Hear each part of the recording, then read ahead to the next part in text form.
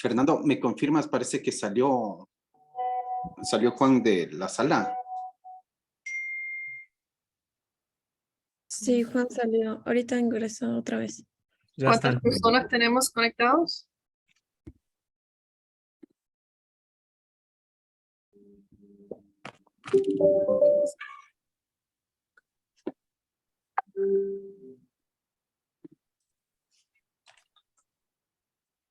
Ok, entonces ahorita podemos tener solo los speakers con la cámara encendida, por favor, para irles seleccionando en la pantalla.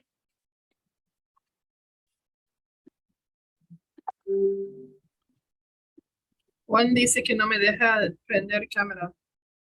Sí, ya le puse como coanfitrión. Dice que fue un error y la salida, pero ya está bien de nuevo.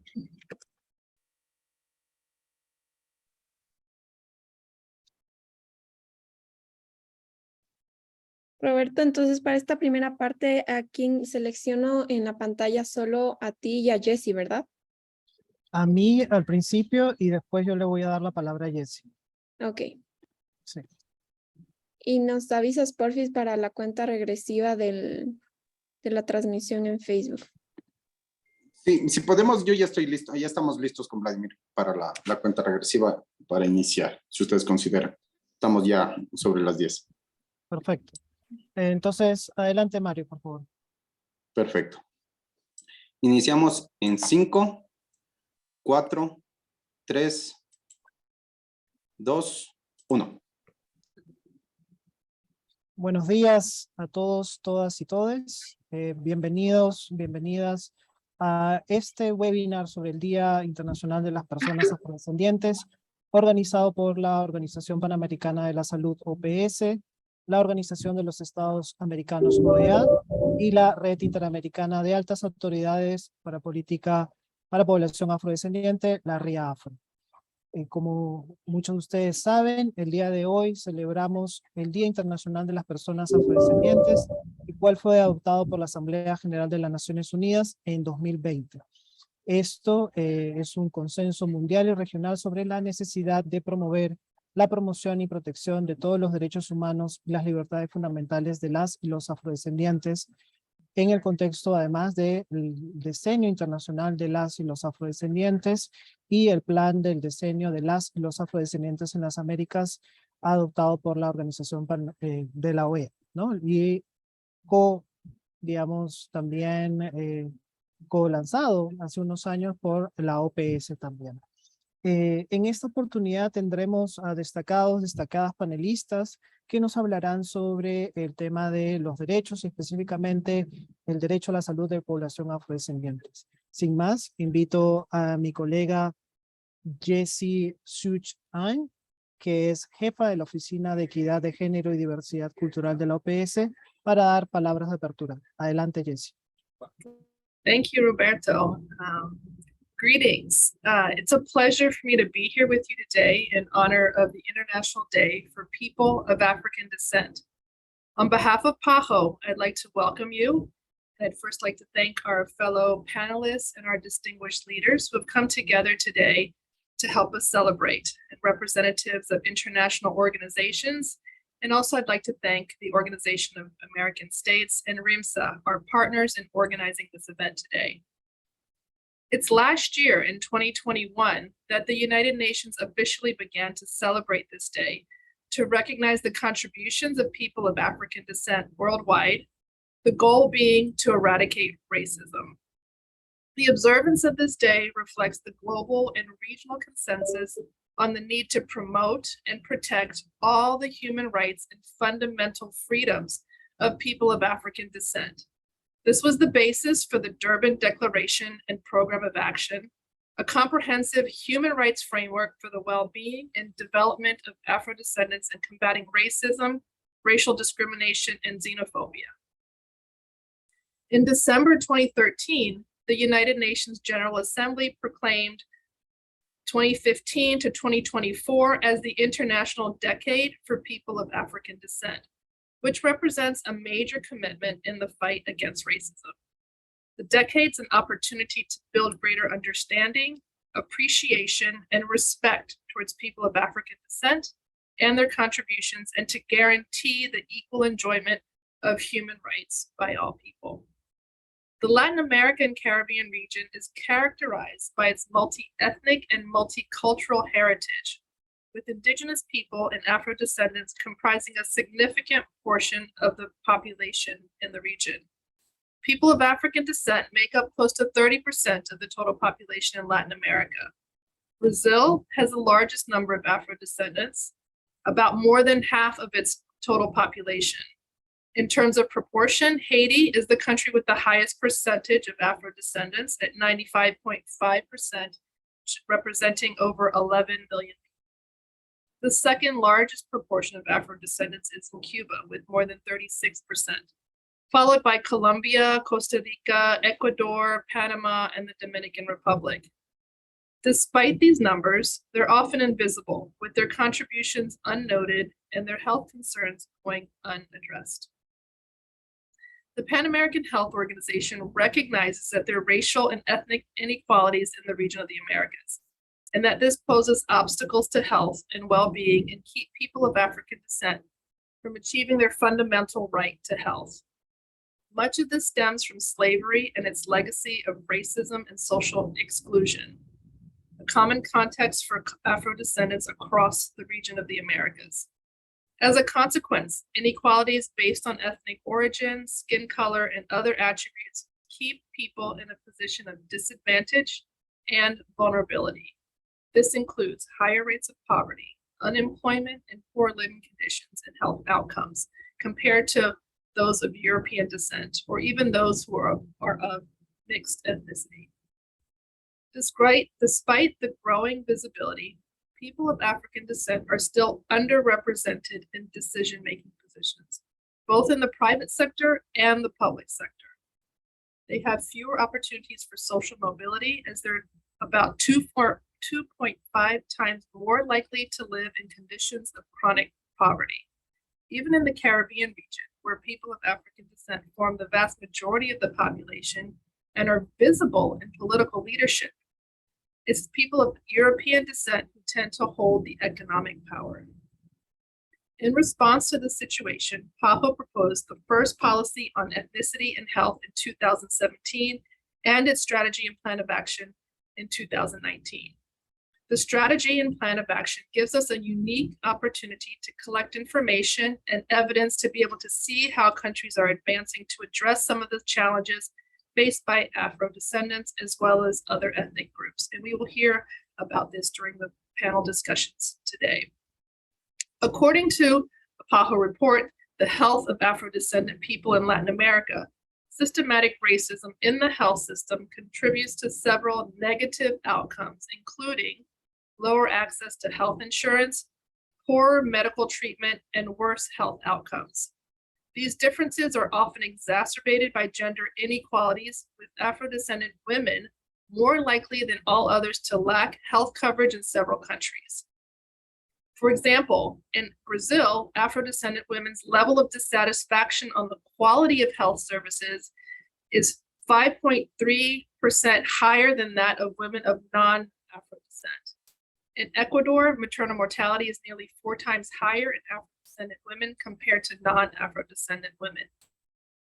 The COVID-19 pandemic exacerbated the inequities for Afro-descendants, particularly women. PAHO has worked to support the countries of the region to respond and mitigate the effects of this pandemic and stop its expansion. Our work in the Equity, Gender, and Cultural Diversity Office aims to ensure specific and differentiated strategies for the various ethnic groups, including Afro-descendants. PAHO and the OAS collaborated to drive action towards the health-related objectives of the Plan of Action for the International Decade for People of African Descent. In 2017, we had several ministries of health from across the region, including Bolivia, Chile, Colombia, Ecuador, Peru, and Venezuela. And with the support of PAHO and the Andean Organization for Health, we agreed on the Andean Health Plan for Afro-descendants from 2017 to 2021, which aimed to guarantee non-discrimination in health services and promote the right to health. Thanks to support from the Government of Canada, we're improving access to Afro-descendant communities, especially women from low-income and remote communities, to access COVID-19 vaccines.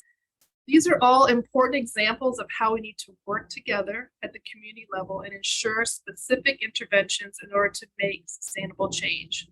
I'm glad that we're here this morning or this afternoon celebrating together, and we look forward to what I know will be a rich panel discussion, which can inform us and further our thinking on how to strengthen collaboration and action to address racism and racial discrimination.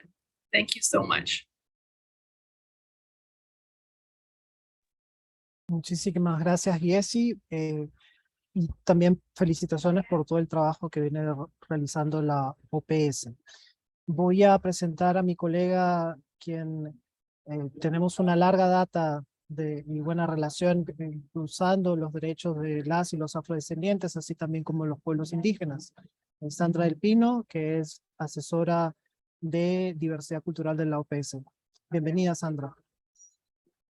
Muy buenos días, Roberto. Es un placer estar hoy contigo y con todos los colegas y los destacados panelistas que nos acompañan el día de hoy, personas con las que venimos trabajando durante mucho tiempo. Para nosotros es realmente un placer poder celebrar hoy el Día Internacional de todas las personas afrodescendientes. Creo que es muy importante que aprovechemos este espacio y que vamos a poder escuchar de personas con tanta experticia en esta materia para seguir reflexionando, que nos puedan guiar muchos de los temas que van a salir hoy aquí, cuáles van a seguir siendo las prioridades, cuáles van a seguir siendo nuestros objetivos para mover esa agenda de salud que requiere tanto esfuerzo, pero para la que también hay tanto compromiso. Hoy tenemos personas que vienen trabajando fuertemente este tema y a mí me da mucho gusto poder comoderar este espacio. Y en primer lugar quiero presentarles a una colaboradora que es Yanaina Kalu Costa. Ella es investigadora postdoctoral del Centro Internacional para la Equidad en Salud de la Universidad Federal de Pelotas, que es un centro colaborador de la OPS-OMS. Yanaina, sabemos que ha habido un trabajo muy importante que de hecho se ha conseguido publicar en el Lancet Regional para las Américas, y nos gustaría que nos hablaras un poco de algunos de esos resultados que se han trabajado y cómo crees que puede impactar en estos análisis, cómo pueden impactar estos análisis desde un punto de vista práctico. Adelante, Yanaina, bienvenida. Gracias. Good morning. I'm very happy to be here speaking with you today in this very important celebration. So let me start by saying a few words about this work that was released a week ago. So in collaboration with colleagues from the Pan American Health Organization, UNICEF, and WHO, we investigated gaps in coverage of 17 key indicators of maternal and child health in 10 Latin American and Caribbean countries using data from national surveys. Our analysis provides a landscape view of the status and magnitude of ethnic inequalities by describing multiple dimensions of health, well-being, and living conditions. And we found that in most countries, Afro-descendants performed worse than non-Afro-descendants in at least one of the indicators studied. And more systematic disadvantages for Afro-descendants were found for reproductive health, early marriage, and household hand washing and sanitation facilities. And in contrast, Afro-descendant women tended to present lower C-section rates, and Afro-descendant children presented lower undernutrition prevalence. So the inequalities are there, but they are not the same everywhere, and it's crucial for us, researchers, policymakers, and advocates to identify certain patterns that threaten Afro-descendants' well-being, but also to address the differences between countries. And another interesting finding in our analysis was the wealth-related gaps within Afro-descendant groups that were wider than those observed for non-Afro-descendants in many cases. And this suggests that the observed gaps and inequalities may be mediated by differences in socioeconomic position, and evidence shows that Afro-descendants are usually in lower socioeconomic positions. Now we come to the next point, which is the implication. And the results from this work have direct policy implications regarding the need to address existing gaps and engage in tackling discrimination and racism by targeting interventions in the health and related sectors. And I believe that to improve public policies in the region, there must be a deeper understanding of the conditions that explain the different performances. And once we understand where the inequalities are and how big they are, we are able to act upon them in order to advance in reducing inequalities and promoting health equity by incorporating knowledge and ancestral practices of Afro-descendant people, accounting for their culture and customs, and creating equal opportunities for all. And from the research perspective, this is an innovative approach since we do not work with ethnic inequalities as if it represented the same for all groups of Afro-descendants, indigenous, Roma population, and other groups. Instead, we choose to focus on Afro-descendants in order to better discuss and interpret the results we've got. And this way, it is a contribution to overcoming the statistical invisibility of Afro-descendants that reflect structural racism, and it's a major obstacle to achieving health equity. Muchísimas gracias, Yanaina, por esas reflexiones que me parecen sumamente importantes, sobre todo teniendo presente que tenemos tantos colaboradores aquí con los que venimos trabajando para tener presente la necesidad de esos enfoques, y mismo desde la OPS que promueve el componente de etnicidad y lo ha dejado muy claro también en la región, siendo esta la primera región con aprobación de política específica para este tema, donde, a pesar de que se han sentado a la mesa representantes de distintos grupos, siempre hemos tratado de visibilizar la necesidad de ser muy específicos a la hora de abordar la salud afrodescendiente. Me gustaría también presentarles hoy a Óscar Mujica, que es el asesor regional en epidemiología social de la OPS, para que toque un tema también muy importante. No hace mucho, Óscar, sabemos que se presentó el informe final de la Comisión de la OPS sobre equidad y desigualdades en salud en las Américas, que fue una comisión presidida por el profesor Sir Michael Marmot. Precisamente hoy también tenemos a Pastor Murillo, que formó parte de esa comisión. Óscar, ¿se considera en ese informe de la comisión la etnicidad o la pertenencia étnica como un determinante social de la salud? ¿Y qué recomendaciones específicas nos presenta el informe de esta comisión para poder abordar las desigualdades en salud de la población afrodescendiente? Adelante, Óscar, por favor.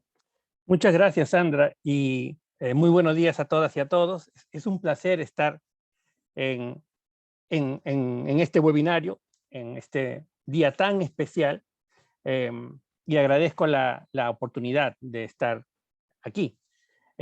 Saludo también de manera especial al comisionado Pastor Murillo, que formó parte de ese selecto grupo de comisionados que trabajaron arduamente por 2 años y un poco más en la producción de un informe que sinceramente, personalmente, creo que es no solamente trascendente para avanzar el tema de la equidad y la justicia social en las Américas, sino que es en cierto modo revolucionario. Les voy a decir por qué, creo. Ese informe se titula Sociedades Justas. Ese es el título, Sociedades Justas. Y eso lo dice mucho, porque creo que apela en principio al tema de la justicia social y no solamente al tema de la equidad en salud. Por supuesto, el subtítulo es Equidad en la salud y vida digna, porque las cosas van juntas, ¿no?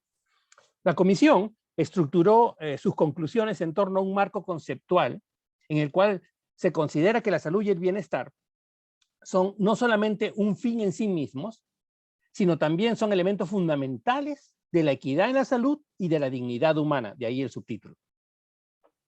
Este marco conceptual corresponde al de los determinantes de la salud, o más específicamente al de los determinantes sociales de la salud, que es el mismo marco conceptual de la Comisión Marmot también del 2008 de la Organización Mundial de la Salud, la Comisión de Determinantes Sociales de la Salud, que reconoce el papel determinante, de ahí su nombre, no es que influyen, no es que condicionan, determinan la salud.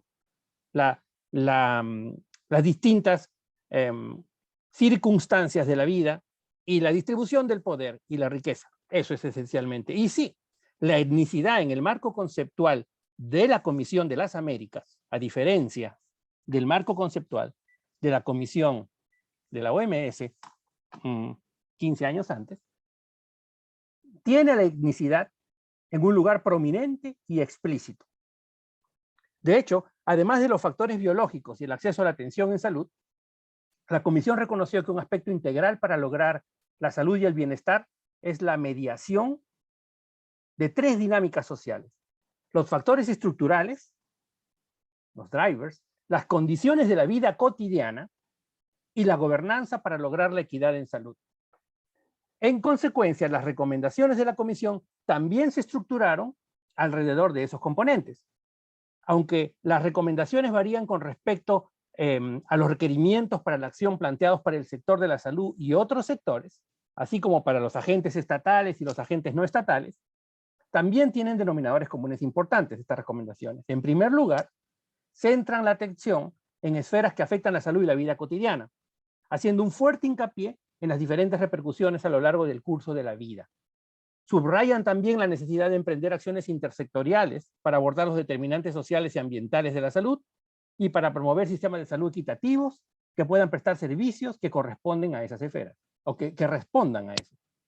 Además, las recomendaciones reflejan el llamado universalismo proporcional, un enfoque en el que se da prioridad a centrarse en los grupos poblacionales en riesgo de exclusión dentro de estrategias a largo plazo orientadas al logro de la salud universal. Y por último, las recomendaciones, así en términos generales, consideran que la participación de las comunidades y del público en general son elementos esenciales de todas las medidas a favor de la equidad. De manera más específica, y ya con esto acabo, no quiero acaparar mucho tiempo, la Comisión aterriza en 3 grandes recomendaciones. La primera, en el orden que en que están publicadas, la primera es lograr la equidad en las estructuras políticas, sociales, culturales y económicas. Esa es la primera recomendación. Y ahí hace énfasis en 3 recomendaciones específicas. Políticas fiscales progresivas, reforzamiento del papel del Estado en la prestación de servicios y abordaje urgente de la corrupción y la amenaza que la corrupción implica hacia la equidad y la justicia social. Esa es la primera recomendación. La segunda recomendación es proteger el entorno natural, mitigar el cambio climático y respetar la relación con la tierra, la Pachamama. Esa recomendación segunda incluye adaptación al cambio climático, mitigación de los efectos del cambio climático, la reducción al mínimo del daño ambiental ocasionado por las industrias extractivas y la promulgación de políticas que favorezcan la relación de los pueblos indígenas con la tierra y con su tenencia. Y finalmente, y aquí está el centro de la respuesta a la pregunta, Sandra, la tercera recomendación.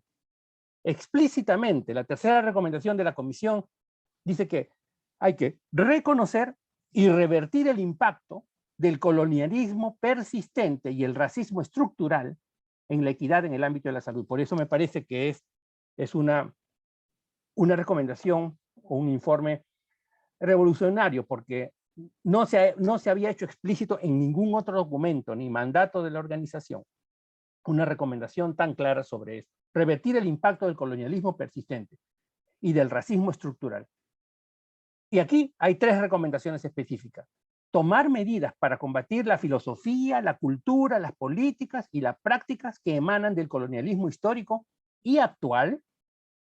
Asegurar que las personas afrodescendientes y los pueblos indígenas gocen de libertad para llevar una vida digna, incluso mediante la afirmación de los derechos que les son propios, y adoptar medidas positivas para combatir el racismo sistémico. Over to you, Sandra. Muchísimas gracias, Óscar, por estas reflexiones sobre un informe definitivamente tan importante, tan innovador y que nos pone a todos de nuevo en unas, digamos, recomendaciones muy concretas. Yo creo que vamos a poder también tocar y profundizar un poco más en toda esta óptica de derechos que tú venías mencionando, que precisamente es lo más enriquecedor del panel de hoy, ¿no? Estas distintas experticias que nos hacen ver la necesidad de juntar todos los esfuerzos y sin todos, con todos los específicos mandatos que tenemos, no es posible. Pienso que va a ser muy importante retomar eso y también muy relevante el hecho de tener hoy a Pastor con nosotros, que fue también parte de esa comisión Quisiera también, tocando el tema de datos, antes de continuar digamos, en estas reflexiones, presentarles a la asesora senior de análisis de salud, métricas y evidencia, Adrienne Cox, que está también hoy con nosotros. Adrienne, nos gustaría, en el marco de los esfuerzos que está haciendo la OPS, conocer cómo han ido los países de la región avanzando en lo que se refiere a la inclusión de la variable etnicidad o pertenencia étnica, con específico énfasis en la autoidentificación como afrodescendiente. ¿Y cuáles crees que son los mayores retos que enfrentan los países para seguir avanzando con este trabajo? Bienvenida, Adrienne. Gracias, Sandra. Thank you very much. I want to say good day to everyone.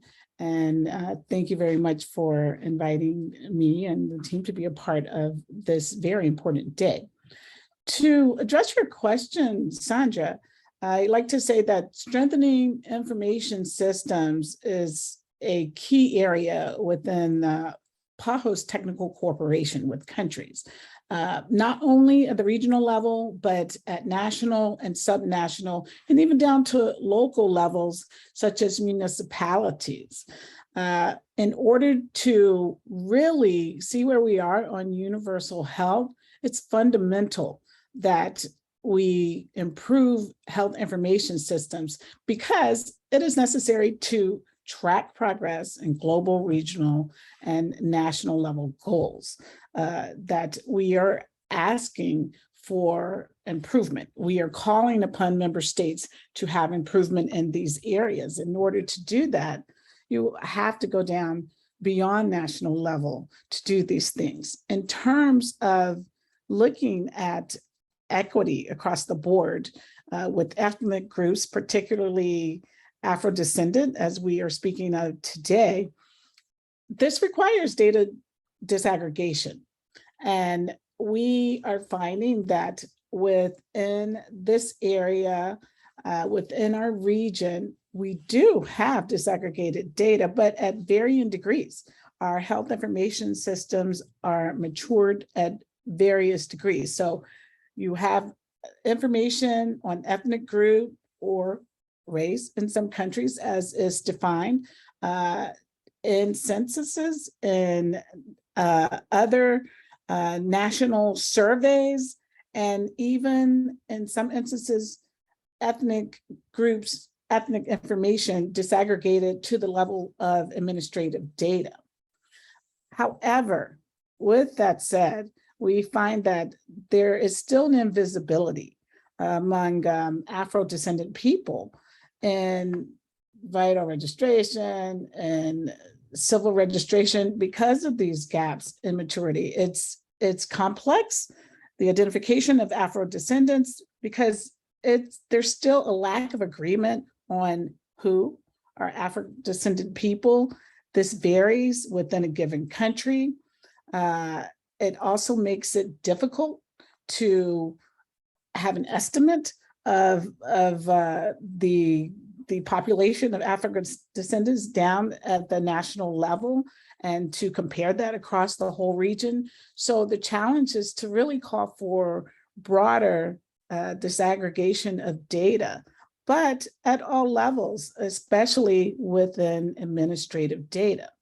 And this call to action really is highlighted in the Agenda 2030 for Sustainable Development, looking at the SDG target 17.18, which calls for enhancing capacity building to support developing countries, including for the availability of high quality data, timely data, reliable data that's disaggregated not only by ethnicity, but also by income, gender, age, race, migratory status, disability, geographic location, educational attainment, and various other social determinants of health within a national context. So it's very important that although we have these standards across really global from WHO and also regional from PAHO, how do you really define those standards within a given country? How do you put it into the country context? and make it usable. So in increasing that capacity to improve information systems and help equally goes with increasing the capacity to analyze and use this data and monitor it. So when we talk about using, monitoring, analyzing, we're not just talking about one point in time. We're talking about this should be a part of a continuous process within national health strategic plans, so that that feedback from that monitoring and that analysis is not just one directional. It's not just used at the national level, but it should be used as a cyclical type of approach to improve health for particular populations, such as Afro-descendants. So really, this is a challenge that is before us at a region and there for all of our countries. We've learned a lot from the recent COVID-19 and what can happen when we have groups that have been systematically disadvantaged over time. And COVID-19, when we look at information from the United States as they've collected and reported information by race, one of the things we see is that Afro-descended people in the United States, life expectancy has decreased by 4 years. This is a pandemic in which we are into year 3, but we already know it has had a heavy impact on life expectancy for this population. We should also be looking into data in other countries in our region for this type of information to see what are those challenges, what are those disadvantages, what has the impact of such a great pandemic been on health, on life in general for Afro-descendants as we have. So it is really important to have strong health information systems disaggregated by ethnicity so that we can really pinpoint where the issues are. If we pinpoint where the issues are, then we can begin to further address these issues and close gaps in health and equity and life and well-being for Afro-descendants, as well as other groups. So thank you very much. Thank you very much, Adrienne. Y como vemos, pues hay muchísimos avances. Es muy importante también recordar que para OPS, como bien Adrienne mencionaba, una de las áreas prioritarias es fortalecer esos sistemas de información de salud y muy importante saber que tenemos todo el compromiso para continuar con eso. Yo quisiera hacer una reflexión en estas intervenciones que hemos tenido. Roberto, quiero pasarte a ti porque nos parece, desde OPS estamos convencidos que cada vez es más necesario seguir trabajando este tema de la mano de nuestras poblaciones afrodescendientes de la región y, por supuesto, de una forma colaborativa con las entidades y organizaciones con las que venimos colaborando desde hace muchos años. Roberto. Sí, muchas gracias, Sandra. Precisamente para esa colaboración, no solamente con la población, sino también con las autoridades encargadas de la creación y la monitoreo de política pública para población afrodescendiente, quiero invitar a Susana Matute Charún, que es vicepresidenta de la RIA Afro, pero además es la directora para política para población afroperuana del Ministerio de Cultura del Perú. Susana, bienvenida. Con Susana tenemos una colaboración, pero sobre todo una amistad de muchos años y una admiración por su trabajo y su activismo de décadas. Susana, bienvenida. Gracias, Roberto, y gracias por esa presentación tan afectuosa. Yo quiero unirme a el saludo por la conmemoración el día de hoy de todos los afrodescendientes a nivel internacional, ¿no? De este esfuerzo permanente de visibilizar el trabajo y los aportes de las y los afrodescendientes en las Américas y en el mundo, y que nos encontremos hoy para compartir sobre un tema tan importante como es el tema de salud. en el cual hemos venido actuando con diferentes aliados, o sea, articulando entre nosotros como Red Interamericana de Altas Autoridades para Políticas Afrodescendientes, pero también con articulación con organismos que nos han permitido tomar decisiones a nivel general y también a nivel particular dentro de nuestros propios países, ¿no? Creo que la COVID-19 ha sido como un disparador para poner en evidencia que las brechas eran cada vez más profundas, que estábamos en límites porcentuales muy bajos con relación a la media de la población del resto de continentes respecto a las poblaciones afrodescendientes de nuestros respectivos países. Y también decir que además en esa articulación, porque a pesar de lo duro que ha sido el proceso del COVID de la pandemia, la red no ha dejado de articular. Ha estado permanentemente trabajando con... Sí, precisamente Susana, a eso me gustaría que profundices. ¿Cómo crees que la OPS puede colaborar con la RIAFRO para mejorar la salud de la población afrodescendiente en las Américas? Bueno, mira, algunas cosas que se han hecho que creo que debemos fortalecerla y seguirla trabajando bien con Sandra y con su equipo, tiene que ver precisamente con este esfuerzo de visibilizar cómo ha sido atacada, vulnerada las poblaciones afrodescendientes en el contexto del COVID, ¿no? Por ejemplo, hay espacios donde las brechas son profundas y hay una sobrerepresentación de los afrodescendientes, particularmente en el caso de salud, pero cuando vas a la data oficial, hay una subrepresentación de los afrodescendientes, ¿no? O sea, hay un alto número vulnerados, pero cuando tienes que ir al registro oficial de los estados, la representación es bajita porque no se está usando, no se está haciendo uso de la aplicación de la variable de identificación étnica, ¿no?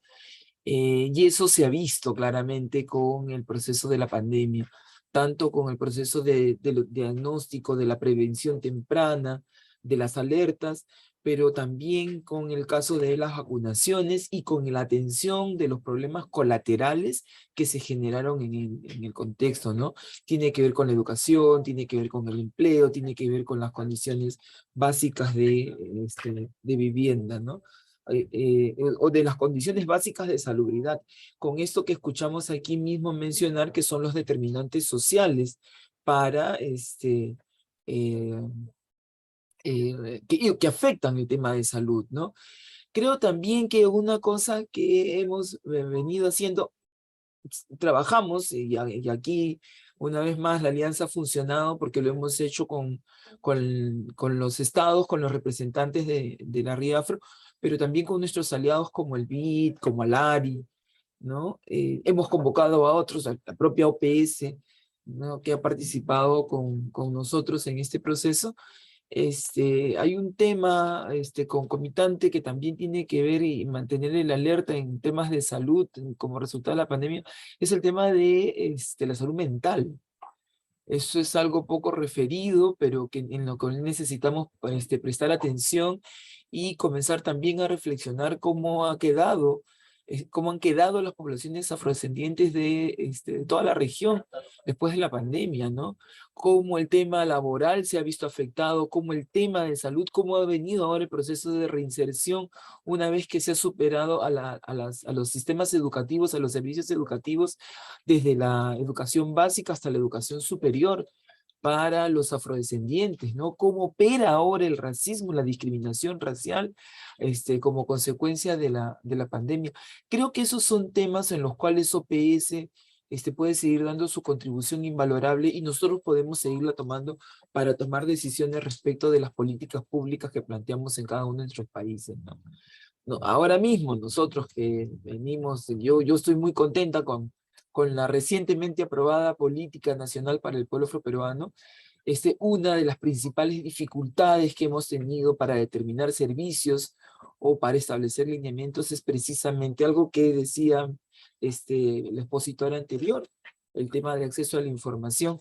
Y eso mismo es importante que se visibilice, ¿no?, en salud, porque termina siendo transversal. Todos los problemas que afectan a las poblaciones afrodescendientes en nuestra región terminan siendo transversales, terminan siendo interseccionales, hay tensiones en algunos temas más que en otros, pero termina siendo necesario que tengamos puestas sobre la mesa todos los elementos para tomar decisiones oportunas y pertinentes, ¿no? Muchas gracias, Susana, por esa reflexión.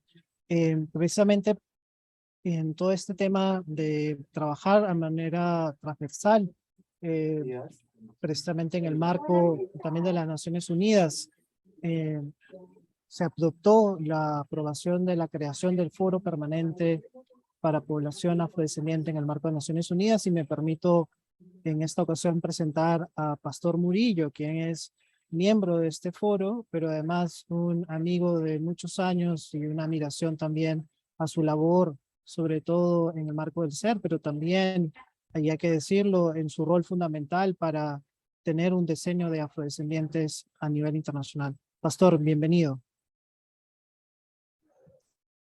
Gracias, Roberto. La admiración es recíproca. Aprovecho para expresarle mi agradecimiento a la OEA, a la REAPRO, por supuesto a la OPS por la oportunidad de participar en este importante panel. Precisamente, Pastor, en el marco de tu nuevo rol como miembro del Foro Permanente, me gustaría preguntarte cuál es su visión sobre la promoción del derecho a la salud para población afrodescendiente en el marco de este importante foro. Bueno, escuchábamos a Oscar hace un momento justamente presentando los lineamientos centrales de las recomendaciones de la Comisión sobre Determinantes Sociales de la Salud, que sin duda alguna era un insumo muy importante para la agenda que nos convoca. Yo en el contexto de esta comisión en la que tuve oportunidad de participar y otros espacios relevantes, he venido resumiendo mi punto de vista con una sola frase, si se quiere, digamos, y es al señalar cómo, y que ahorita, insisto, quedó mucho más evidente, como lo destacaba Susana, con la pandemia, cómo el mundo cada vez es más pequeño y nadie, absolutamente nadie, es inmune al racismo y a la desigualdad. Esto pone sobre la superficie la vigencia de los determinantes sociales de la salud, las condiciones de vida de la población, de los pueblos, de las personas. Es decir, como lo dice el propio director de la OMS, la salud no comienza en las clínicas, no comienza en los hospitales, comienza en nuestras casas, de acuerdo a lo que comemos, las condiciones de habitabilidad en las que estamos, la infraestructura sanitaria que tenemos, es decir, los determinantes sociales de la salud que la propia OMS ha constatado que los resultados finales en materia de salud están mediados entre un 30 y un 55% por los determinantes sociales de la salud.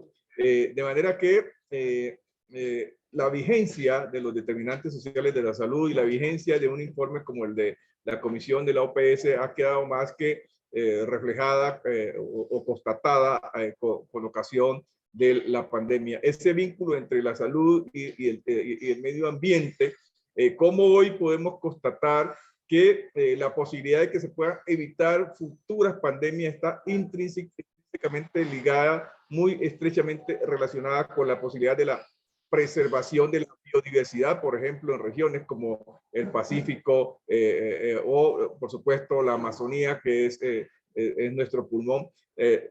Digamos, estos son los aspectos que creo yo que están en el centro de esta conversación, y el foro permanente sobre los afrodescendientes que se inaugurará oficialmente en diciembre de este año en Ginebra, Suiza, sin duda alguna tendrá la cuestión del derecho a la salud entre sus aspectos centrales en el marco de las discusiones en el camino hacia una declaración internacional sobre los derechos de los afrodescendientes. Muchas gracias, Pastor.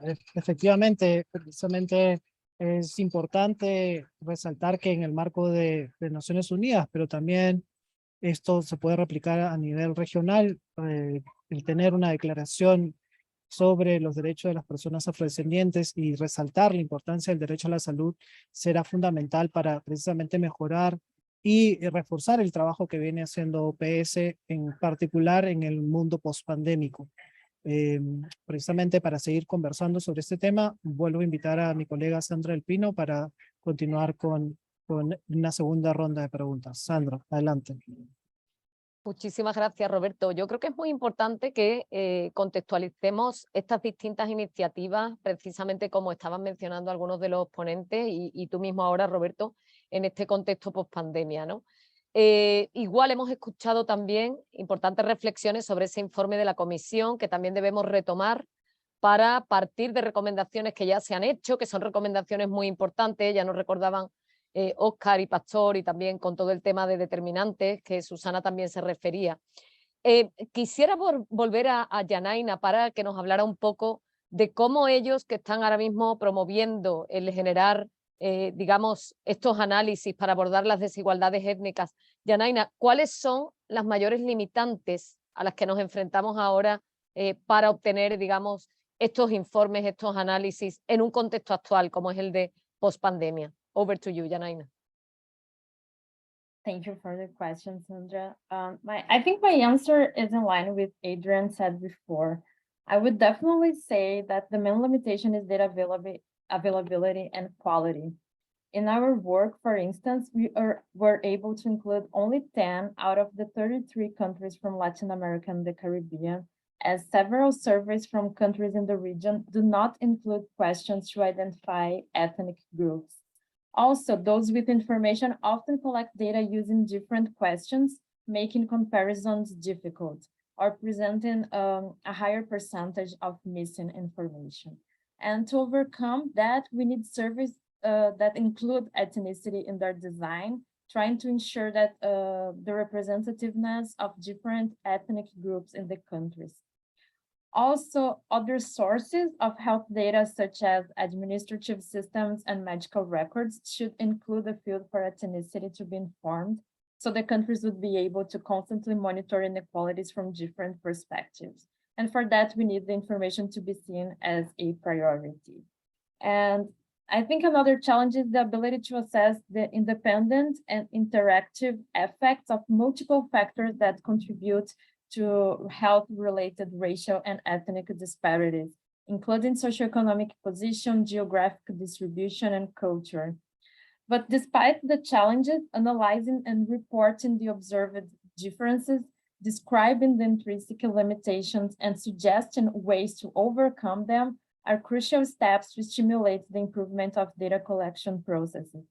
Also, much can be done with the information that is already available, and we need to do that more often to monitor inequalities and track progress. I think in summary, that's the challenge. Muchísimas gracias, Yanaina. Thank you very much. Quisiera ahora también volver a Adrian para que nos diera algunas reflexiones. Hemos venido escuchando también de Susana la importancia de tener un impacto, sobre todo en el tema de políticas públicas.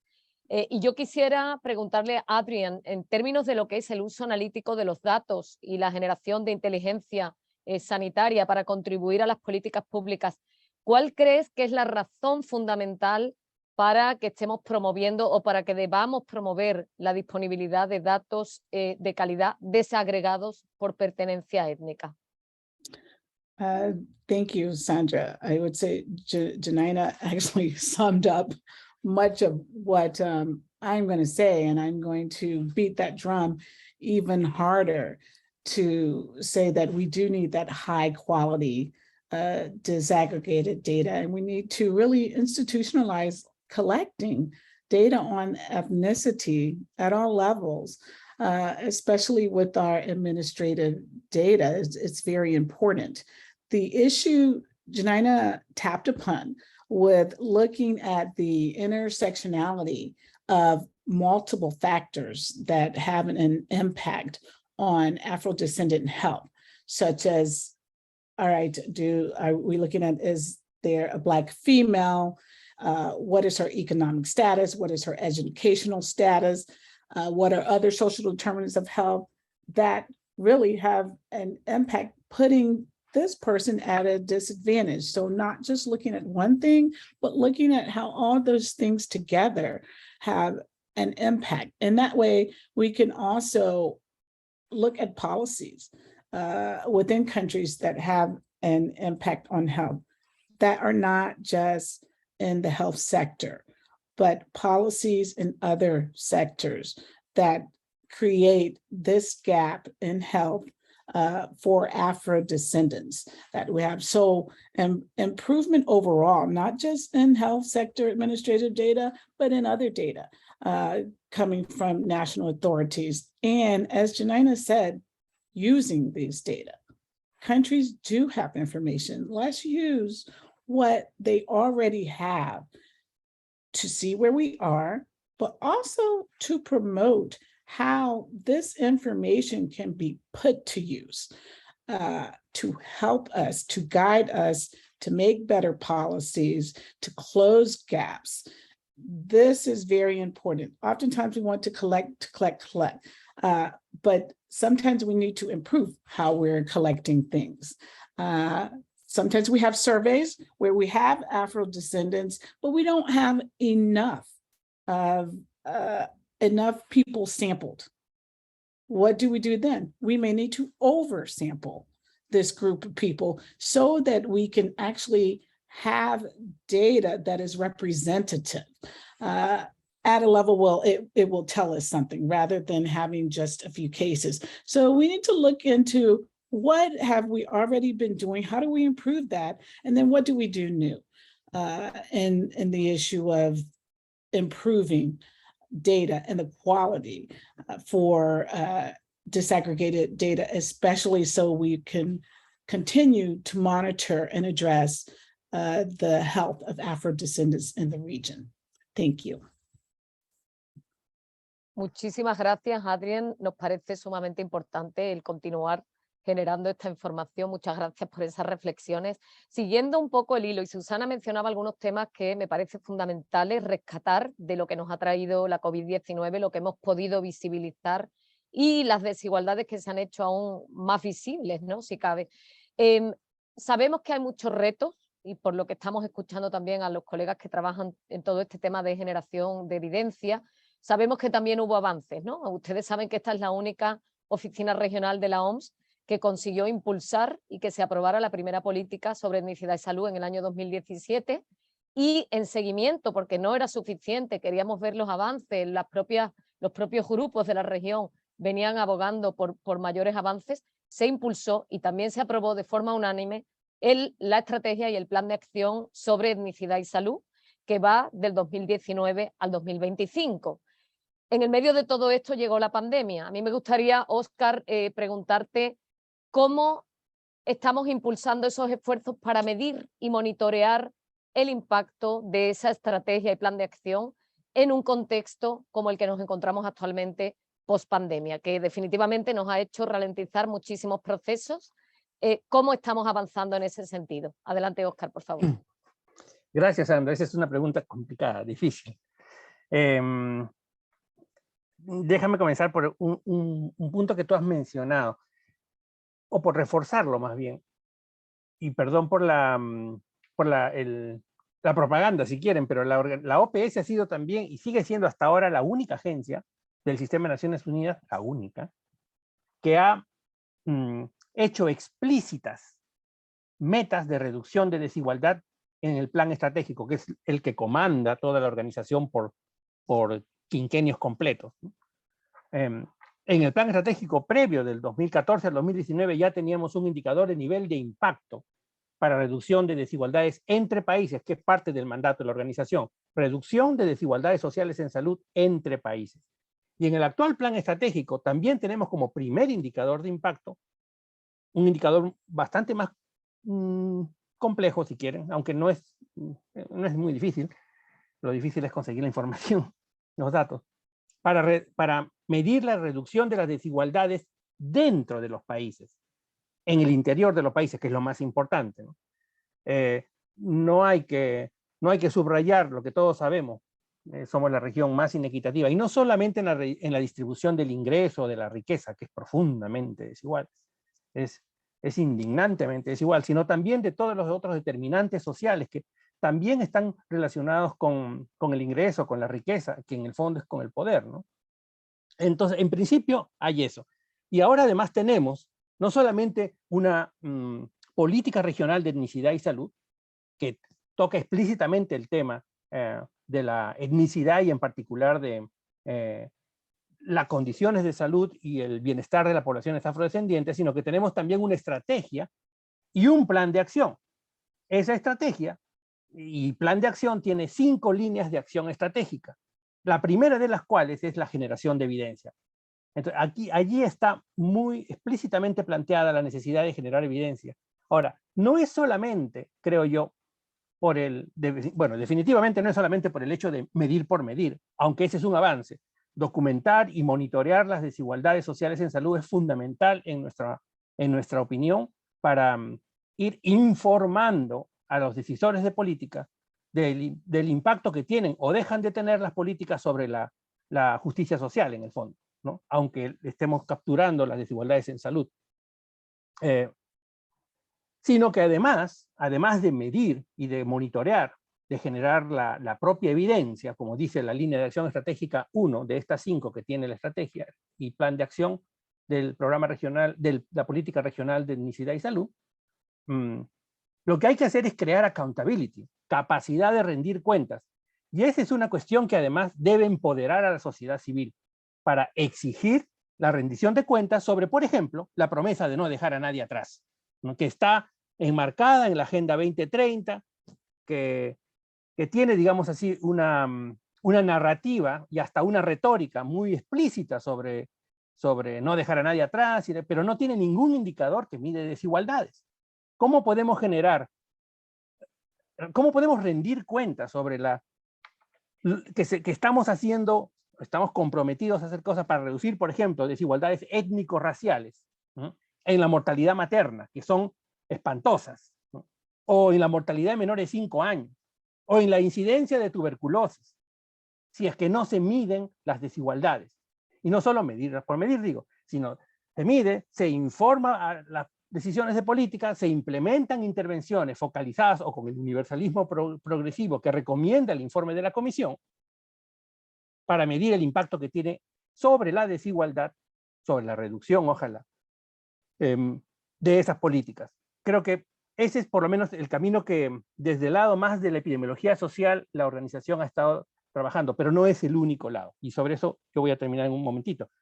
Les quería decir, tenemos la línea estratégica de generación de evidencia y hay otras 4 que tienen que ver más con lo operacional de la estrategia, ¿no? El desarrollo de capacidades, el reconocimiento de la medicina tradicional, la participación social, el impulso de la acción en materia de políticas para el acceso universal en salud, pero todas tienen que ver en cierto modo con la primera línea de acción estratégica.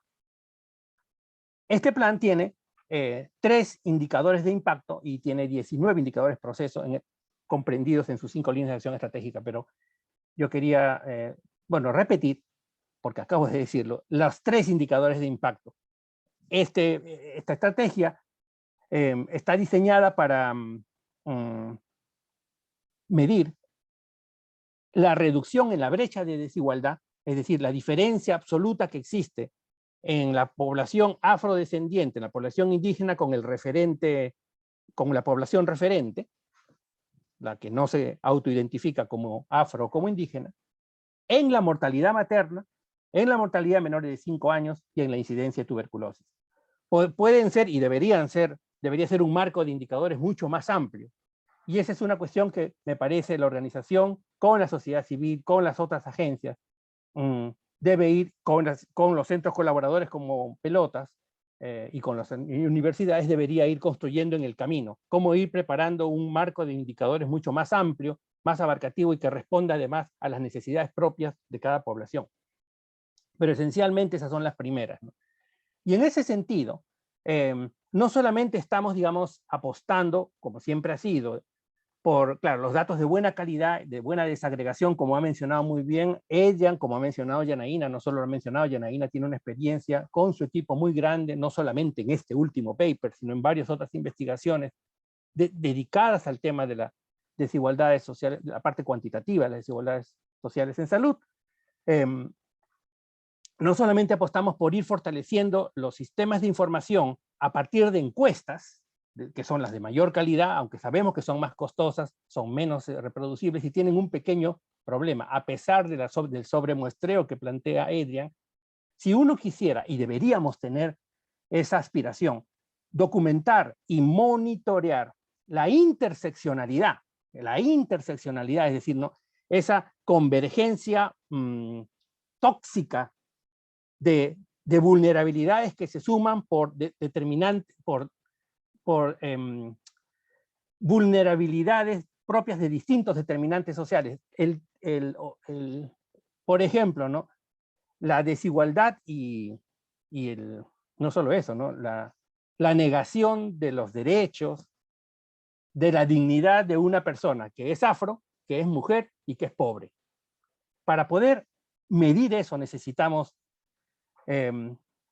mucho tamaño de muestra. Los surveys, las encuestas, se caen por ese lado. Por eso es que apostamos por lo siguiente. ¿Qué es lo siguiente? El fortalecimiento de los sistemas de información. Todos los países tienen sistemas de información y se invierte mucho en eso. Sistemas administrativos que tienen como un denominador común, digamos así, como el identificador común único, aunque estén en otros ministerios. El territorio. Entonces, hacemos un enfoque de lo que se llama ecosocial, es decir, medimos las desigualdades en distintos indicadores de salud, como por ejemplo estos 3 que he mencionado, a partir de la posición social relativa, que ocupan territorios como las municipalidades. Estamos hablando de más de 5.700 municipalidades en Brasil, más de 1.100 en Colombia, etc., de acuerdo a un estratificador de equidad. Uno de los y puede ser, por ejemplo, población afrodescendiente con población de referencia. Como hay suficientes ejemplos y es bastante útil para informar políticas. No hay un interés académico en es una cuestión que nos preocupa todos los días. Sin perder el rigor que deberíamos tener, ¿cómo podemos hacer que esto sea una propuesta que se institucionalice en los equipos locales de salud, locales sobre todo, y pueda ser escalable a nivel nacional? Finalmente, yo quería decir 2 cositas más. A mí me parece que, aunque vamos a tener tiempo todavía para discutir más, en el tema de la medición necesitamos, uno de los desafíos que tenemos es cómo incorporar metodología cualitativa para capturar dimensiones que son complejas y muy importantes de la desigualdad en las poblaciones afrodescendientes, ¿no?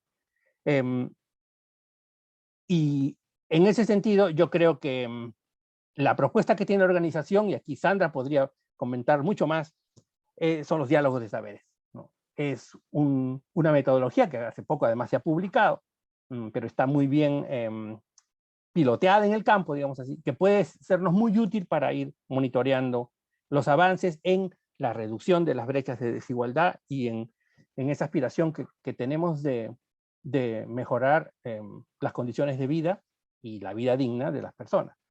La última reflexión que quería hacer es a propósito, ya no solo del COVID, aunque podríamos usarlo como contraste, sino del monkeypox, de la viruela del mono. Me parece que últimamente el tema de la viruela del mono nos trae una pregunta crucial, ¿no? Que es cómo proteger a las poblaciones vulnerables sin crear contextos que favorezcan la difusión de discriminación, preconceptos y estereotipos, pero tampoco sin ignorar los contextos epidemiológicos relevantes.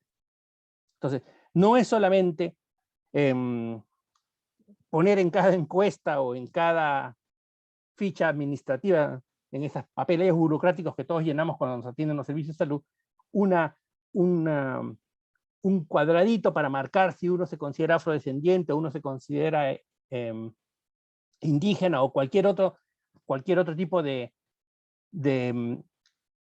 estratificador por identidad, de equidad por identidad, sin crear estereotipos, ¿no? A mí me parece que es una cuestión muy importante que se tiene que considerar, y en ese sentido me parece que los diálogos de saberes y otras metodologías cualitativas deben ayudarnos en el esfuerzo que tenemos por documentar y crear inteligencia, ¿no? Generar inteligencia, información estratégica que sirva para tomar decisiones que cambien la situación. Te paso la palabra, Sandra, gracias. Muchísimas gracias, Óscar, por esas reflexiones tan completas, no solamente con respecto a la política, el trabajo en curso para medir los avances de los países con respecto a la estrategia y plan de acción de etnicidad y salud, reflejar y visibilizar el trabajo que se está haciendo en esta región, a pesar de que, como muchos de los ponentes estaban diciendo anteriormente, hay muchísimos retos, no solo con el tema de la generación de evidencia, también con lo que nos ha traído la pandemia y estos temas emergentes que tú también tocabas ahora. Yo creo, Roberto, que lo que sí podemos decir es que tenemos una necesidad de seguir impulsando esfuerzos conjuntos y de acelerar aún más lo que estamos haciendo para poder realmente avanzar la agenda de salud de la población afrodescendiente. Desde OPS, como ustedes han visto, tenemos todo el compromiso, pero sí quisiera mencionar que es sumamente importante dejar muy claro, esto es un trabajo que hay que hacerlo desde una óptica de derechos humanos y en ese sentido de la mano con nuestros socios y aliados estratégicos. Adelante, Roberto. Muchas gracias, Sandra. Y precisamente en esta colaboración, en seguir reforzando esta colaboración, una muestra de ello fue la colaboración que tuvimos tanto por parte de la RIA Afro, con también la OPS, en el marco del COVID-19. En este caso quisiera darle la palabra a Susana para que nos cuente un poco más de cuál fue el rol de la RIA Afro en la promoción del acceso a la salud de la población afrodescendiente en el contexto del COVID-19. Adelante, Susana. Gracias, Roberto. Justo venía reflexionando mientras escuchaba con mucha atención a todas las compañeras y compañeros que me antecedieron. Te decía que efectivamente algo importante en torno de la pandemia es que la red se activó y ha permanecido durante los 2 años, poco más de 2 años en que hemos estado en crisis, ¿no? Algunas cosas importantes, creo que de las cosas más importantes ha sido el término de efectivamente comunicar y tener a la gente informada con relación a qué se estaba haciendo desde cada uno de los estados con respecto del tema, ¿no? Este tema de la visibilidad estadística, de lo cualitativo y cuantitativo en torno a la pandemia, de los temas políticos y económicos y sociales en torno al tema de la salud, que forma parte del contexto pandémico, ha sido una de las preocupaciones que permanentemente hemos estado monitoreando, levantando y compartiendo en la RIAFRO, ¿no? Creo que además de haber hecho respectivos webinars para hablar con relación a los desafíos, a las respuestas, a las capacidades instaladas que teníamos para atender a nuestras respectivas poblaciones, y qué tan importante ha sido, reitero, el tema de la visibilidad estadística con esos elementos, ha sido una constante para la red, ¿no? Además de articular, de compartir la información, los estudios, las indagaciones, las exploraciones que desde el principio, y aquí OPS ha sido nuestro actor principal, han comenzado a surgir con relación al tema de la pandemia. Compartir también las buenas prácticas y los aprendizajes, ¿no? Ha sido duro definitivamente, pero ha habido acciones que se han hecho entre los países y que han sido compartidos, ¿no? A lo largo de toda la región. Una de las cosas creo que más potentes y saludables ha sido esta declaración que sacó la red con relación a declarar, ¿no? la importancia de atender de manera transversal e interseccional, ¿no? la emergencia sanitaria entre todas las poblaciones de nuestros países, pero además también de prestar atención al marco jurídico que es necesario que sea atendido, ¿no? Esta declaración que exhortaba además a los países a que tomaran decisión respecto de la suscripción las convenciones interamericanas contra el racismo, contra toda forma de discriminación. Y creo que es algo en lo cual debemos permanecer todavía, ¿no? Mantener en pie que hay una lucha sostenida, una reflexión permanente y constante, y seguir impulsando esto, porque efectivamente mejoramos en algunas cosas, pero no avanzamos en otras. Y el marco legal sigue siendo débil, y en tanto las convenciones americanas no sean suscritas, seguiremos sosteniendo este tema de debilidad en torno al marco legal, ¿no?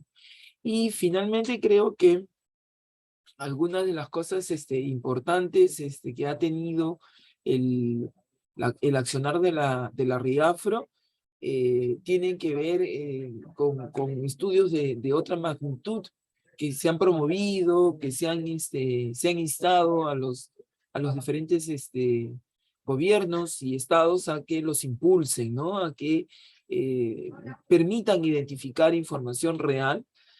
Va más allá incluso de solo hacer la inserción de la variable de identificación étnica o las variables de etnicidad. Acabo de escuchar con mucha atención a Oscar y creo que en algún otro momento lo buscaré para seguir conversando sobre el tema.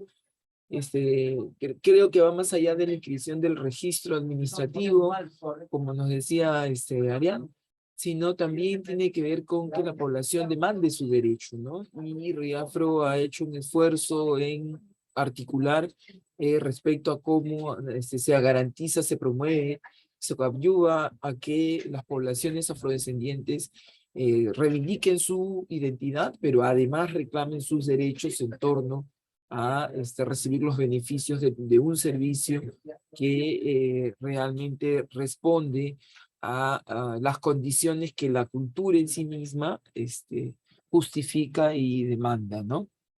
Creo que eso, y además generar estos niveles de diálogo y articulación que nos permitan establecer o atender demandas colectivas, pero también de responder con compromisos que nos aseguren que estamos cumpliendo con el decenio y que la culminación del mismo nos deje más que satisfechos o altamente involucrados con siguientes pasos, rutas y decisiones que debemos tomar, ¿no? Muchas gracias, Susana. Precisamente para conocer estos instrumentos internacionales y también visibilizar la necesidad de reforzarlos, me gustaría preguntarle a Pastor, ¿cuáles son estos instrumentos jurídicos internacionales, interamericanos, que crean esos estándares de protección para la población afrodescendiente en el marco de la salud y cómo es que se ven reflejados en las realidades de nuestros países? Adelante, Pastor. Gracias, Roberto. Bueno, lo primero que hay que considerar es que el proceso de emergencia de los afrodescendientes como sujetos colectivos de derecho internacional es un asunto reciente que arrancó con la conferencia de Durban, que se profundizó con la proclamación del Año Internacional y el Decenio Internacional de los Afrodescendientes.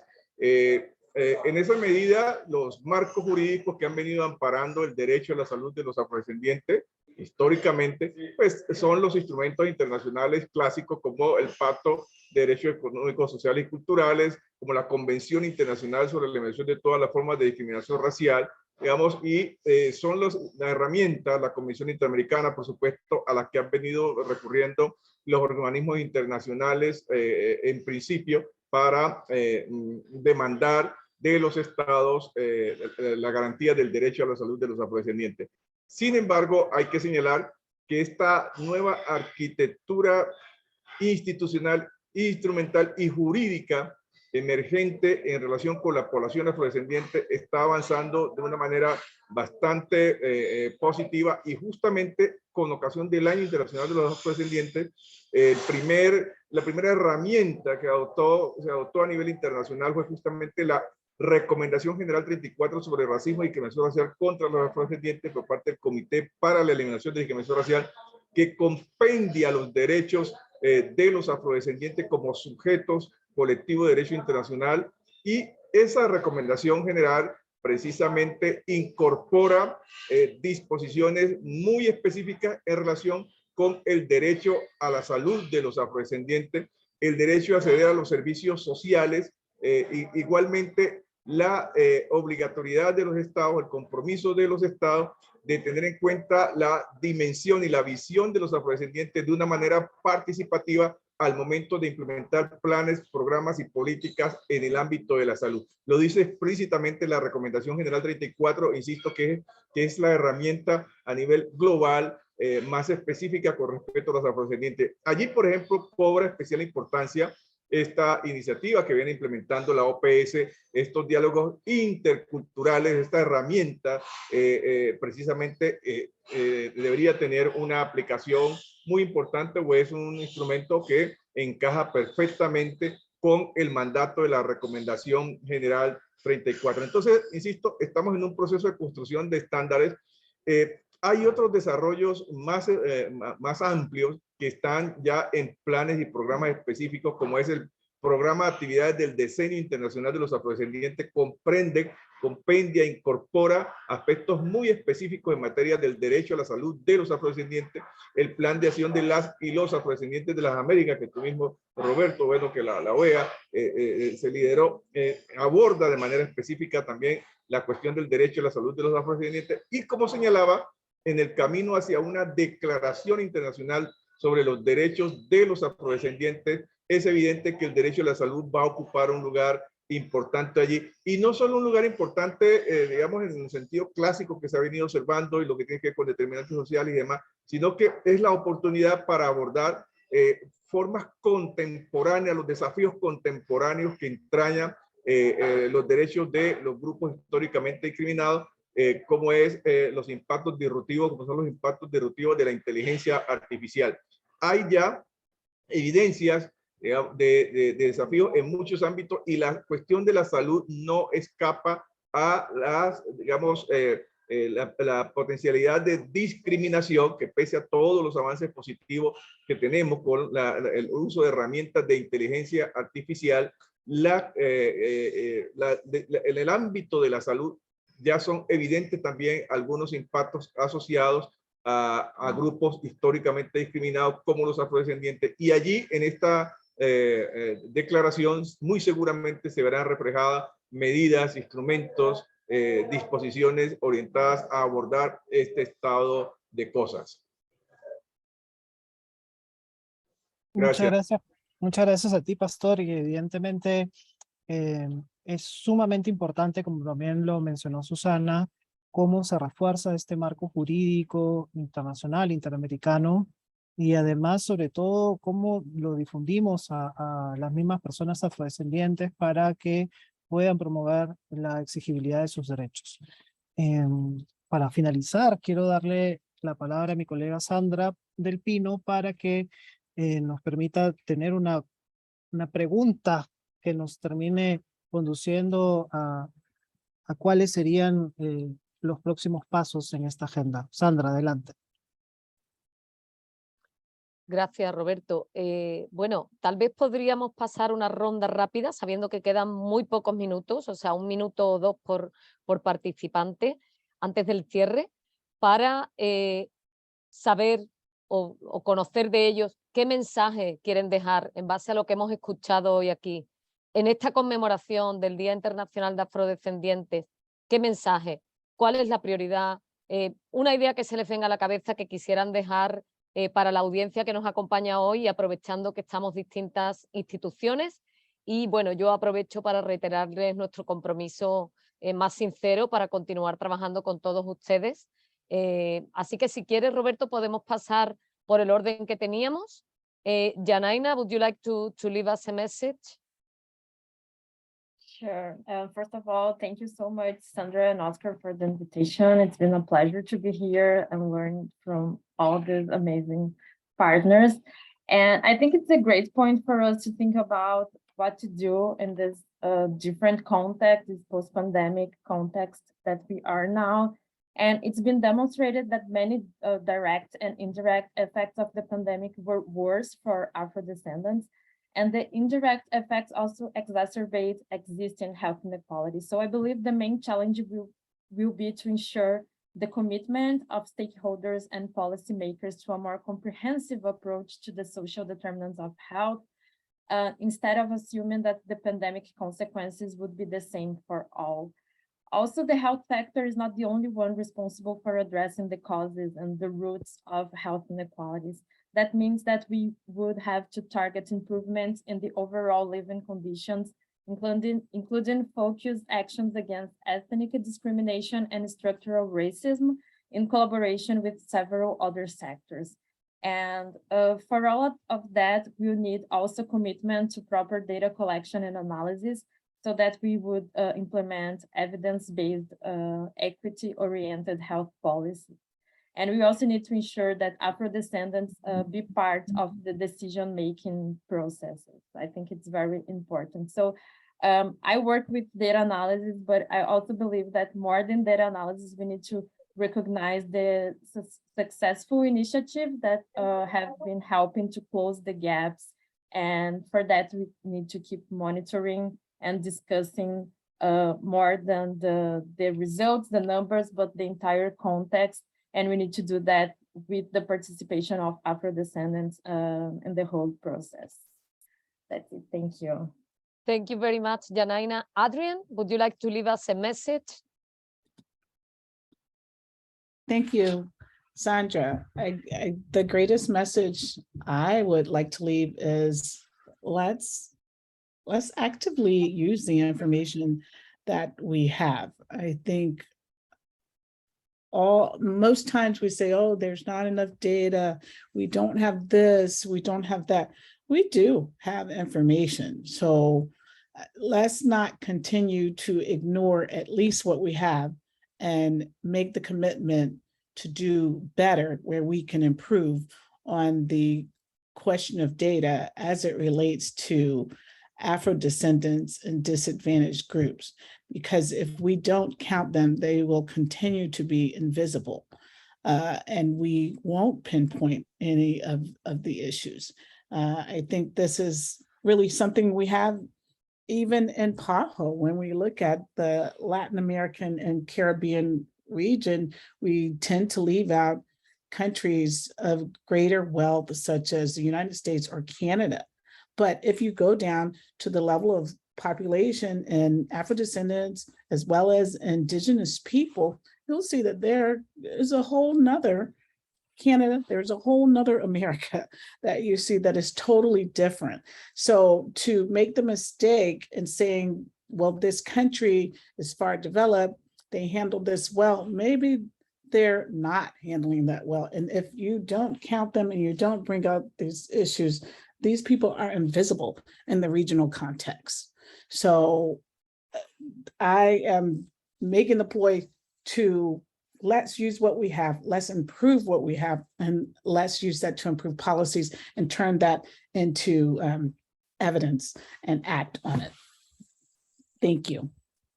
Thank you very much, Adrian. Oscar? Gracias, Sandra. Muy interesantes las reflexiones de Janaina y Adrian so far, y estoy seguro que las de Susana y las de Pastor van a estar mejor. Desde mi modesta trinchera, porque eso es lo que es mi propio sesgo cuantifrénico, epidemiológico, yo suscribo plenamente lo que ha dicho Janaina y Adrian. Diría que para mí una cuestión fundamental es sobre todo una lección que tenemos que aprender todavía. Tenemos la costumbre de decir que ya pasó un poco de meses y ya aprendimos las lecciones, como si automáticamente el tiempo nos la hiciera aprender. Y la verdad es que no. Nos toca aprender todavía. Una lección que tenemos que aprender, es que no se nos puede pasar después del COVID, es que no podemos seguir ciegos a la equidad. No puede, por ejemplo, el tema, yo no mencioné nada, pero está todo este tema de los sistemas de vigilancia epidemiológica, que siguen siendo ciegos a la equidad. Bueno, eso desde un punto de vista más cuantifrénico, si quieren, ni siquiera hay desagregación de datos. ¿Cómo podemos entonces dar respuestas diferenciadas si es que no tenemos esa información? Y el sufrimiento ha sido tremendo con el COVID, ¿no? Entonces, para mí, el mensaje principal es el que viene, como digo, de la trinchera laboral misma, es el de medir y monitorear, el no continuar ciegos a la equidad, en ver los cambios distribucionales con la misma intensidad con la que vemos los cambios promediales, en principio. Pero creo que hay dos cosas más, saliéndome de la trinchera. Es inevitable, además, otra vez mirando el escenario pandémico, que tampoco está terminado, ¿no? Y tiene que ver con lo que Susana mencionó, claro, yo lo digo más modestamente, pero con lo que Susana lo dijo con mucha claridad. A mí me parece que es importante, no sé si decir, fortalecer un movimiento, propiciar una región, un cambio en el que se reivindiquen las identidades y se reivindiquen los derechos. Eso por un lado, que es para mí una de las cuestiones fundamentales para crear capital social. Esencialmente, para mí, la cosa, como epidemiólogo, creo que va por ahí, ¿no?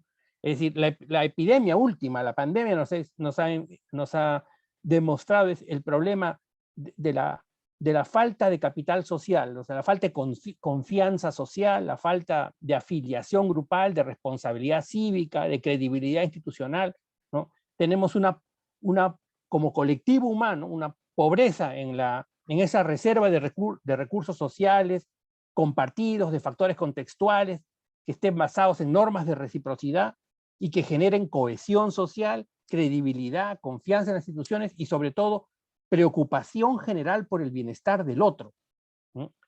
Me parece que esa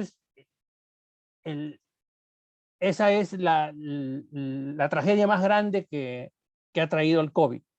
Y me parece que para poder avanzar hacia la equidad es imprescindible construir capital social, no solo medir. Eso, Muchas gracias, Óscar. Susana, adelante, por favor, un mensaje para el día de hoy. Sí, yo quiero aprovechar este minuto de despedida para agradecer, porque yo sí estoy de acuerdo que cada vez que nos damos la oportunidad de dialogar sobre los temas que nos preocupan o que nos ocupan, aprendemos algo nuevo, ¿no? Creo que este 31 de agosto, que tendremos la responsabilidad de encontrarnos unos y otros para conmemorar diferentes avances que tengamos con relación al pueblo afrodescendiente, nos dará también oportunidad para esa reflexión. Y en particular para este tema de salud, que es uno de los derechos más sensibles que demanda la población y al que menos acceso y en peores condiciones hemos tenido a lo largo de la historia, ¿no? La esclavización y la migración han sido situaciones que realmente han sido, voy a usar nuevamente el término, ¿ya? Cruciales para las situaciones en las que vivimos en la actualidad. Y sobre eso debemos darnos siempre el momento o la obligación de reflexionar cuánto vamos avanzando. Yo me uno, pastor, que Durban de pronto cambió la historia de este siglo, pero además también cambió nuestra historia con relación a la humanidad. Entonces, creo que podemos ir mirándonos de diferente manera y encontrarnos el próximo 31 de agosto, si es que nos encontramos, para ver cuánto crecimos, cuántos avanzamos con relación a los temas que nos han puesto aquí en la mesa Yanaína, Adrián, Óscar y Pastor, y ver cómo va nuestra tarea. Muchísimas gracias por la invitación. Gracias, Susana. Excelente reflexión, tomamos nota y esperamos para el año que viene ver esos avances. Pastor, por favor, un mensaje para el día de hoy.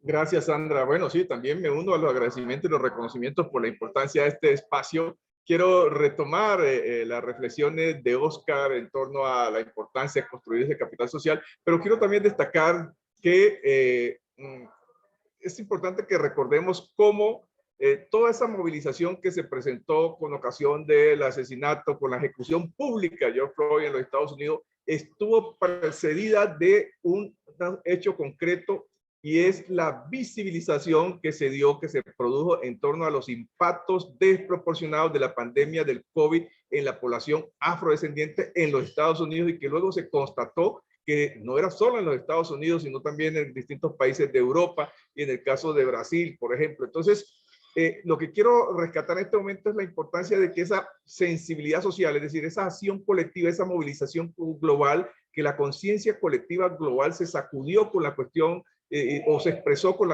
tras el asesinato de George Floyd, pero que realmente la sensibilidad ya estaba, digamos, allí como incubada, ¿sí?, a partir de los datos que trascendieron con respecto al impacto de la pandemia y cómo ese carácter interdependiente, yo creo que por primera vez el mundo se dio cuenta que lo que afectaba a los afrodescendientes, a la población latino, al otro, nos afectaba a todos. Lo sintió allí en ese momento y lo expresó con ocasión de George Floyd. Entonces, esa sensibilidad global me parece que es algo importante a destacar.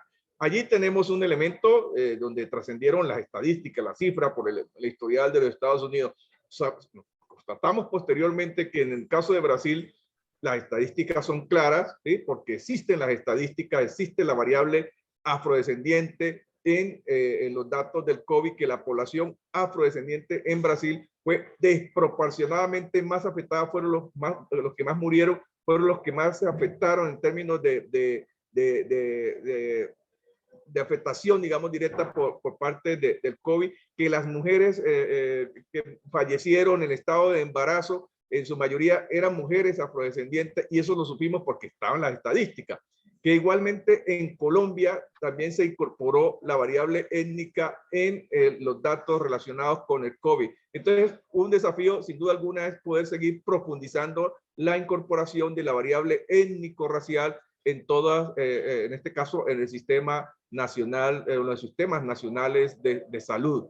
Eso es una tarea importante. Y finalmente, reiterar que la interdependencia está en el centro de los desafíos que tenemos. Gracias. Muchísimas gracias, Pastor, y muchísimas gracias a todos los panelistas. Nuevamente reiterarles el placer de estar hoy aprendiendo de todos ustedes.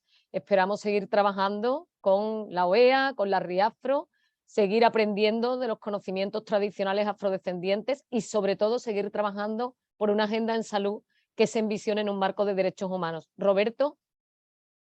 Muchas gracias, Sandra, y también le agradezco la posibilidad de poder escuchar a las y los ponentes y también aprender, pero también seguir colaborando y reforzando esta colaboración con la OPS para promover el acceso a la salud de la población afrodescendiente y la importancia aquí de la RIAFRO. Y precisamente estoy seguro que en el transcurso de estos meses, años, vamos a seguir reforzando esta colaboración, particularmente porque tiene toda esta política de salud intercultural, los diálogos de saberes, y estoy seguro que vamos a seguir reforzando esta colaboración. Precisamente también una de las reflexiones, y también lo dejaron en una intervención en el Facebook Live de OEA Inclusión, es también no olvidarse de la interseccionalidad, de la diversidad de la población afrodescendiente y cómo también en otros ámbitos, otras agendas, como por ejemplo el de personas mayores, el de personas con discapacidad, personas LGTBI, también se incorpora la variable afrodescendiente para visibilizar esta diversidad, ¿no? En el tema de género se han hecho algunos avances, pero cuando vamos un poco más profundo para ver cuál es la situación de las mujeres afrodescendientes indígenas, todavía existen retos importantes. Así que esto es un primer paso, seguimos una colaboración que ya viene de varios años, pero la idea es cómo se siga reforzando esta colaboración por beneficio de millones de personas en el continente. Voy a darle la palabra a Susana para que oficialmente, como representante de la RIAFRO, dé clausura a este webinar. Susana, adelante. Muchas gracias, Roberto. Yo reitero en todo caso mi agradecimiento para todos y todas los que nos han escuchado durante este lapso en la mañana e invitarlos a que sigan a la actividad de RIAFRO y sigan la actividad de la gente que ha participado aquí con nosotros, que tiene mucho que hacer y que decir con relación a las condiciones y situaciones en las que nos encontramos los afrodescendientes en las Américas. Muchísimas gracias a todos y todas. Gracias por la invitación, Roberto, a Mariette, que está por allí, y a todo el equipo de la OEA, a todo el equipo de la OPS, en particular a Sandra y a los compañeros que aquí nos acompañan, a Oscar, Adrián, y Yaní y Pastor, por habernos acompañado con su sapiencia y con su conocimiento. Hasta la próxima. Muchas gracias. Feliz tarde. Les pido por favor que